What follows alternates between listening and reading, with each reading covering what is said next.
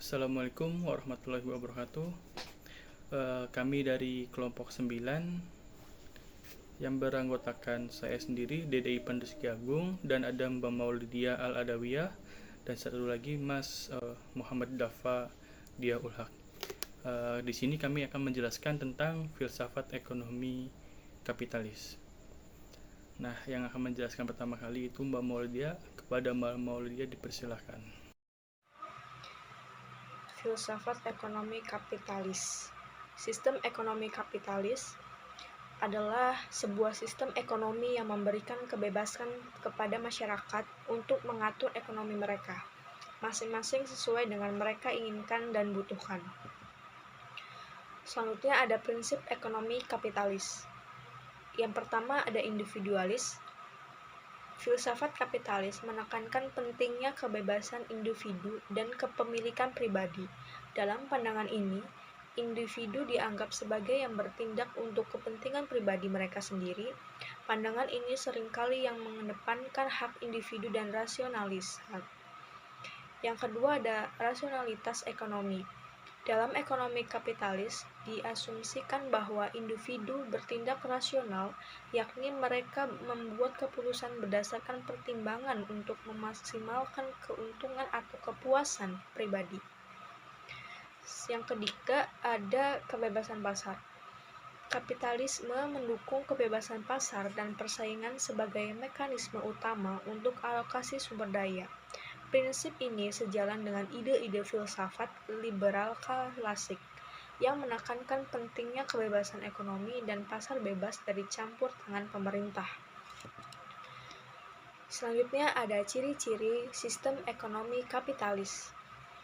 Yang pertama, memperlakukan independensi perorangan yang tidak ada batasnya dalam rangka untuk mendapatkan harta perorangan.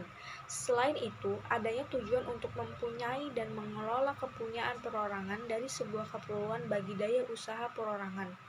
Yang kedua, adanya percepatan pembendaharaan yang sangat cepat, memaksimalkan dan tersedianya pemenuhan kebutuhan yang sesuai dengan selera perorangan ini tiada lain bertujuan untuk kesejahteraan sesama umat manusia. Yang ketiga, adanya perkiraan gagasan perorangan dan telah menjadi syarat supaya bersamaan dengan pengambilan hasil yang terdesentralisasi dalam mekanisme pasar bebas. Ini sebagai syarat utama dalam rangka terpenuhinya tepat guna dalam pengalokasian sumber daya yang ada. Yang keempat, adanya pernyataan kepuasan personal dari semua kalangan yang secara otomatis kebutuhan sosial bersama bisa terpenuhi. Ada kelebihan konsep kapitalis. Yang pertama, ada kerja keras amat dihargai dalam ekonomi kapitalis. Yang kedua, para produsen akan berlomba-lomba dalam menciptakan barang-barang dengan kualitas terbaik.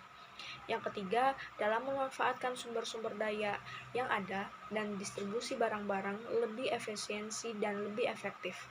Yang keempat, daya cipta masyarakat menjadi lebih baik dan lebih tinggi. Ini disebabkan oleh masyarakat yang benar-benar diberikan kebebasan untuk melakukan segala hal yang baik. Lalu yang kelima, salah satu kekuatan ekonomi kapitalis adalah konsumen bisa menguasai pasar. Ada kelebihan dan juga ada kekurangannya. Kekurangannya yaitu adanya kapitalisme dapat menimbulkan persaingan tidak sehat. Yang kedua, kapitalisme seringkali menimbulkan beberapa akibat dari kegiatan produksinya. Salah satunya adalah kerusakan lingkungan. Yang ketiga, laba benar-benar menjadi satu tujuan bisnis utama dan pada akhirnya bisa mematikan perusahaan-perusahaan kecil yang ada. Yang keempat, para produsen menginginkan produksi yang efisien sehingga orang-orang tidak mampu disingkirkan yang pada akhirnya menjadi pengangguran. Yang kelima, adanya harta kekayaan dan kekuasaan hanya bisa dikuasai oleh sebagian kecil orang. Kapitalisme menurut para tokoh. Yang pertama ada Adam Smith mendefinisikan kapitalis sebagai sebuah sistem ekonomi bercirikan kepemilikan perorangan atas perkakas produksi distribusi, dan pendayagunaan untuk mendapatkan keuntungan dalam keadaan yang kompetitif. Menurutnya, kepentingan pribadi merupakan kekuatan untuk mengendalikan perekonomian dan semua proses yang dijalankan akan menuju ke arah kemakmuran bangsa, yang seolah-olah individu didorong dengan tangan tak terlihat, the invisible hand, yang mendorong mereka untuk maju.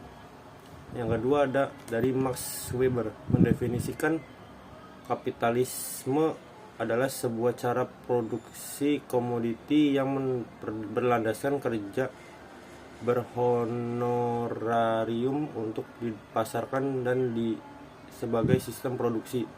Komoditi berdasarkan kerja berupa untuk dijual dan diperjualkan dalam rangka mendapatkan laba.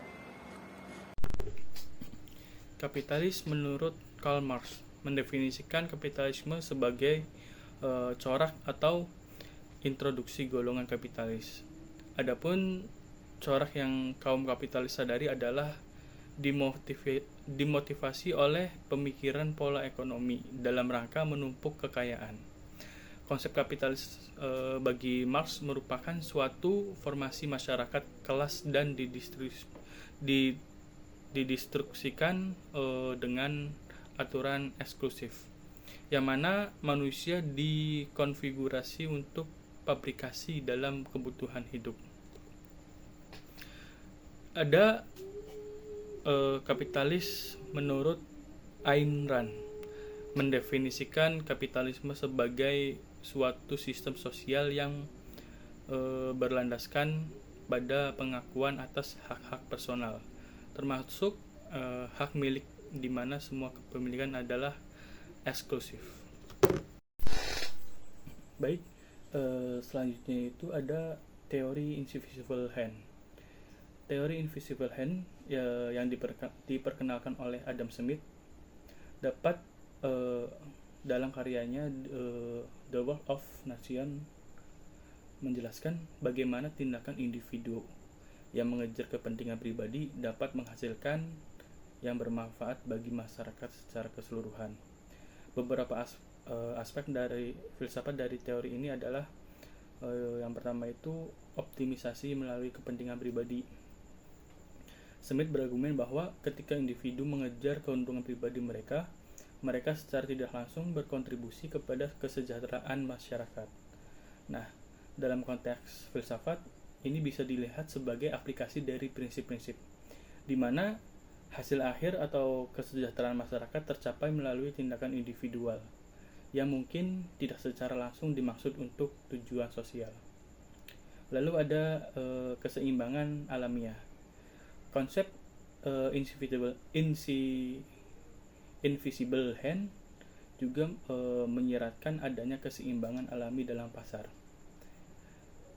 Ini berhubungan dengan perdagangan filsafat yang lebih luas tentang keteraturan dan keseimbangan dalam sistem sosial dan ekonomi tanpa perlu investasi eksternal. Ini mirip dengan pandangan filsafat aliran stoicisme atau beberapa bentuk teori sistem kompleks yang menganggap bahwa sistem bisa berfungsi secara harmonis, secara alami. Terus ada tentang etika. Meskipun teori ini menjelaskan bagaimana pasar bisa mengatur diri sendiri, ada kritik dari sudut pandang etika mengenai apakah semua tindakan individual yang mengejar keuntungan benar-benar mengarah pada hasil yang etis atau adil bagi seluruh masyarakat. Nah, ini mengarah pada perdebatan filsafat mengenai keadilan sosial dan dampak etis dari kebijakan pasar bebas. Baik, mungkin itu presentasi dari kelompok kita. Kurang dan lebihnya mohon maaf. Wassalamualaikum warahmatullahi wabarakatuh.